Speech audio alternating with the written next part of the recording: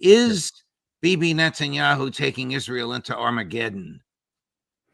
It seems that he's going to try to do that, yes. And it seems too, quite importantly, that he has the public support for this. There was an important poll that was taken, I think, last Friday, and the poll showed that 90% of Israelis favor the complete annihilation of Hamas, whatever it takes. And there is a bit of a division between whether hostages should be important or the crushing of Hamas be more important, but that's all universal. And the director of this institute who'd finished the polling said, look at the polling, nothing has changed. Israelis, in fact, overwhelmingly want to see the annihilation of Hamas in Gaza, and that there's no support for a ceasefire, no support for even a political process. It's really hardline position coming out of the polling, and that's confirmed by military correspondents in the mainstream Israeli news who say exactly the same thing. The public is strongly behind that. It doesn't mean that the public is strongly behind Netanyahu, but they're strongly behind the cabinet and the government's intent in this way. And Netanyahu is still there. And although there's much talk in Washington about, if only, he could be disposed of and it would move, but that's to ignore the reality of public opinion. And what is so interesting, really, quite ominous, is that the military correspondents in Israel are saying that mood is hardening about Hamas, hardening against Gaza, and that it's not changing at all. So that even if Netanyahu is disposed of or falls, it doesn't mean that this is over, because the cabinet is still all at one, unified in his policies, and it is also leading them in many respects, some of the cabinet. There are differences, of course, there are nuances, but they're leading it in some respects. Well, we're talking about polls, and often there's not much room for nuance, but I have to drill down on this with you. Are the Israeli people overwhelmingly in favor of the eradication of just Hamas, or the eradication and removal of the Palestinian people from Gaza? The polls indicate it's the latter. The polls were really quite strong on saying that people are becoming more emotionally, every day, getting more emotionally attached to these films that they've seen of the events of October the 7th. Apparently, Israelis are watching them time and time again and getting more emotionally involved in it. And they're saying very clearly that, there will be no stability in Israel until the whole of the Hamas sentiment, the whole of Hamas in its entirety is removed from Gaza, which effectively means removing all of its social base, all of its political support. I'm in New Jersey in the U.S., where the sun has just come up. You're in Moscow, where it's late in the afternoon. Do you have any reports about what fighting has gone on in Gaza today, Monday, December 4th? Yes, I have. And very much as we'd all talked about and expected, when the ceasefire ended after a few days, it was actually getting to the point of diminishing returns, I think, for both Israel and for Hamas. It often happens like that with a timeout. The psychological point has been made, the victory is being claimed, and then, another few days of ceasefire with no political end to it have diminishing returns. But what we've returned to is a major escalation across the region against it, and heavy losses in Gaza. The Israelis have been attacking parts of the north, and they've attacked the south, and there have been heavy casualties, hundreds. Some are even suggesting, and I mean, not some, but it's said from reasonable reports that it's approaching 1,000 Palestinians killed in these attacks. They've been using big bombs of new sorts, taking down entire, high-rise apartment blocks in this part of Gaza. And at the same time, we've seen increase of attacks by Hamas on the Israelis. 60 Israelis have died in an ambush. I'm not sure that it's exactly 60, but it's certainly round about 60. It's reported in the Israeli press that it's 60 Is that that a have died in that significant? ambush. Is that a significant number, Alistair? 60 Yeah. Israeli soldiers killed in an ambush? In one incident, yes. 60 is quite big for one incident. They put bombs all around, and the Israelis walked into it, and then they finished them off with automatic rifle fire. But there've been others. The Israelis have been killed in tunnels. They've laid traps, taken them into tunnels, and then collapsed the tunnels on them. And in the north, there's been heavy fighting between. Certainly yesterday, I can't tell you where it is exactly at the moment, but certainly yesterday, heavy fighting on the northern border. And we've seen a really new departure with the attacks on vessels. 2 vessels have been attacked by the Houthis, owned or partially owned by Israel, with cruise missiles. And one is struck. I don't know how much damage.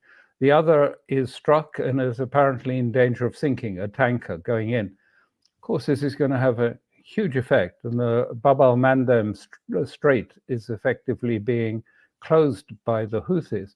This has a huge impact on traffic through the Suez. And already ships are refusing to go through the passage anymore. So it's going to have a big economic effect. We're receiving reports of drones sent to attack American ships, and the American ships shot them down. So a couple of questions. One, who sent drones at American ships, if you know? And 2, where are these ships? I assume Eastern Mediterranean. And have any American personnel been injured or killed? Yes, the answers to those questions basically are the drones were from Yemen, from Ansar Allah, but they were separate. They were in addition to the cruise missiles that struck the 2 ships. And Ansar Allah, the Houthis, have equally said very clearly that they are going to continue to attack any shipping that is Israeli owned that passes through the Mandab Straits. And so it's having a big effect on shipping rates and on insurance already. Now, as far as I know, no Americans were involved in this, no American casualties. I don't know the exact composition of the crews, but they're likely to be non-Americans.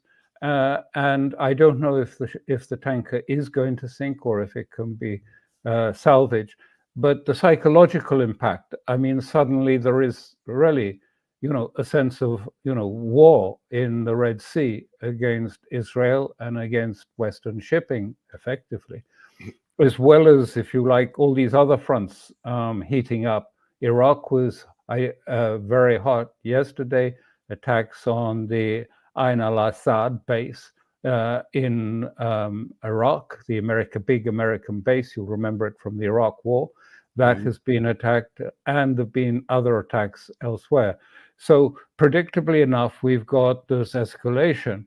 And I think it's going to put a huge pressure on Biden, because we've gone past the point, really, I suspect, where we just had Netanyahu in the cabinet, if you like, not listening to Biden and sort of just ignoring him.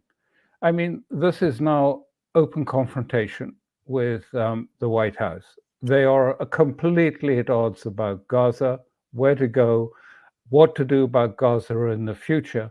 And the war is getting hotter and hotter, and likely to get wider and deeper. I want you to hold the thought about any dispute between the Americans and the Israeli cabinet, because I want to get back to what you were saying about attacks on American personnel. Here's a clip from Secretary Austin, number 6, Chris. Tell me if a statement like this, which we're about to watch, does more harm than good. We will not tolerate attacks on American personnel. And so these attacks must stop. And until they do, we will do what we need to do to protect our troops and to impose costs on those who attack them. Does that invite more attacks from terrorist groups? Yes, Than it does. Repels? Yeah. Yes, it does. And, because, I know it's hard for people to understand, but really the sense of American deterrence in the region is not that credible anymore. I mean, even when I look at the carriers going up the Mediterranean, they have an extraordinary 1950s look to them. I mean, it's not really today's modern sort of asymmetric warfare that we're talking about. And, and look what's happening in Bab al-Mandab, one missile and, the tanker limps off and is finished. One missile, correctly placed into these, deterrent fortresses off the Mediterranean, really will probably send them off limping for repairs somewhere. But it's not that so much is that every time they keep saying this, that they're going to do something, the question is, what are they going to do? They've only really got two choices. Either the United States has got to go in big, and I'm talking about Iraq, Syria, something like that. But how? From what base? From what where are the logistics going to come from? Well, these are great. Where are the equipment?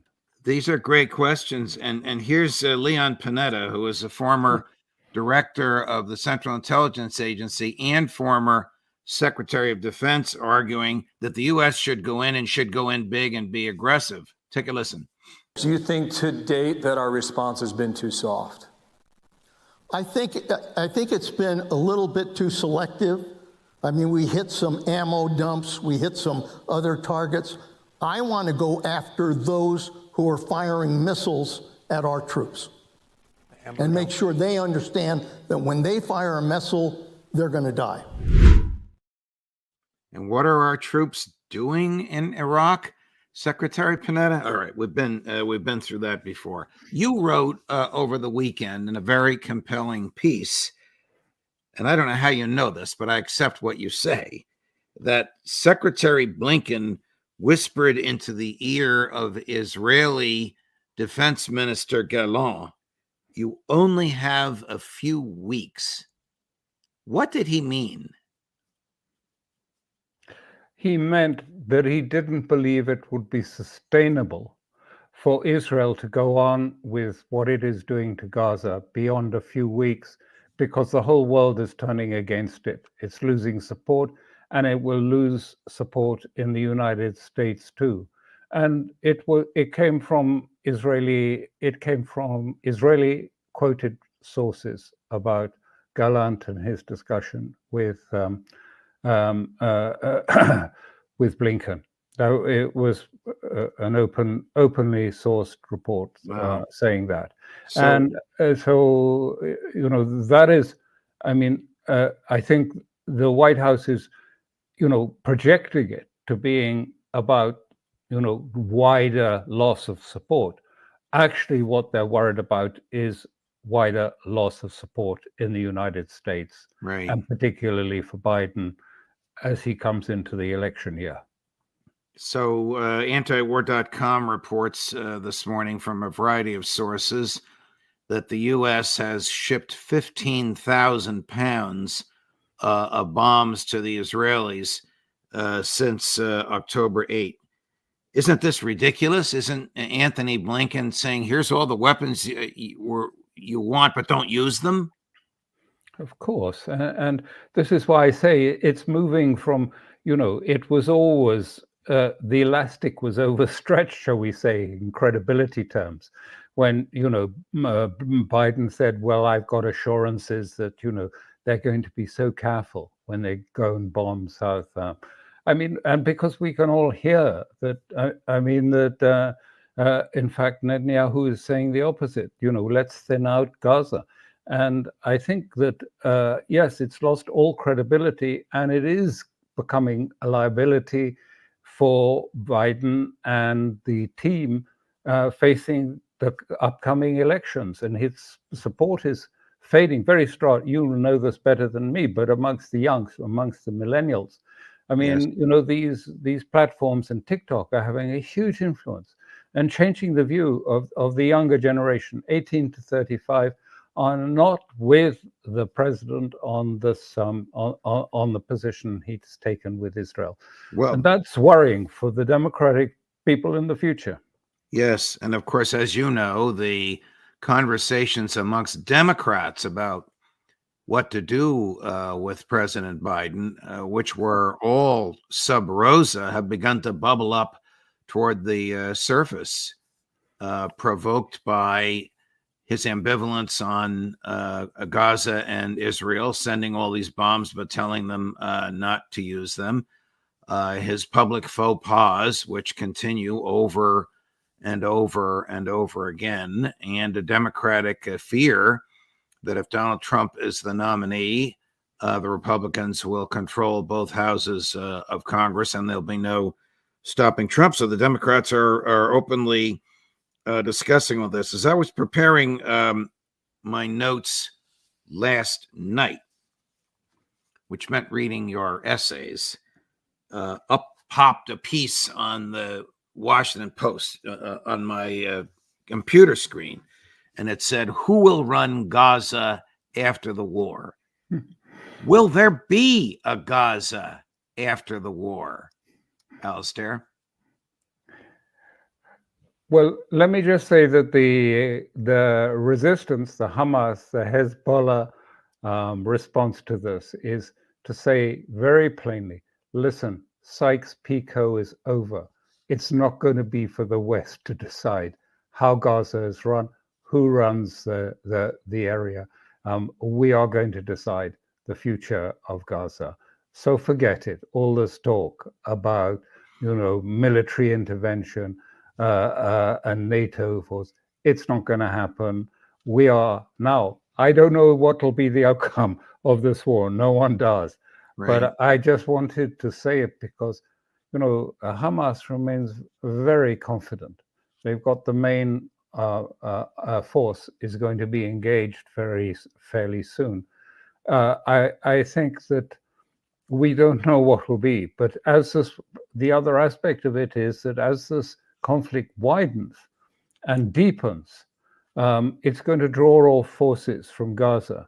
It's already drawing all forces away from Gaza towards the north and other areas.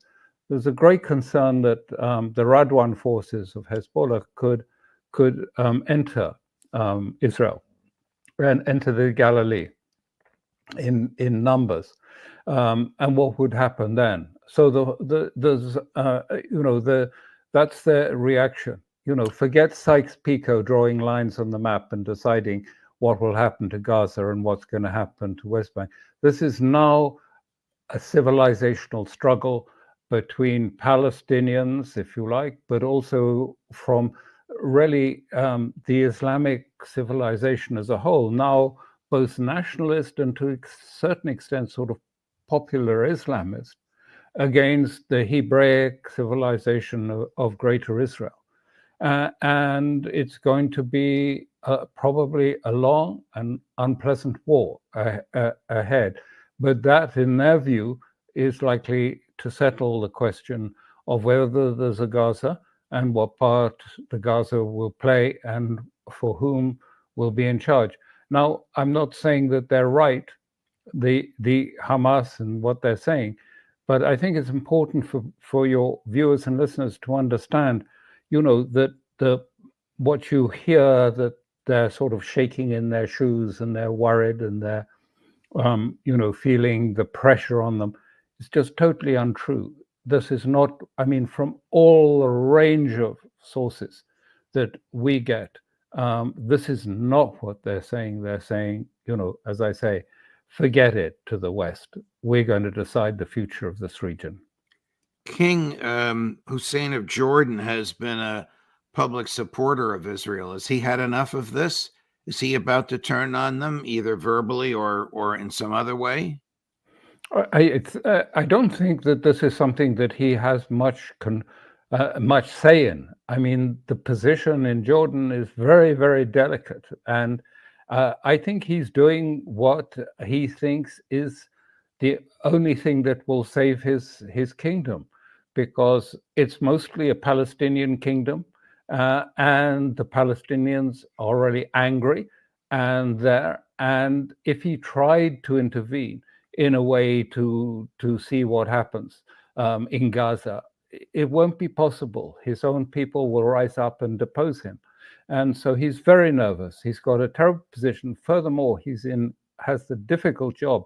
He is technically the keeper of Al-Aqsa Mosque in Jerusalem, the one that is regularly attacked by settlers.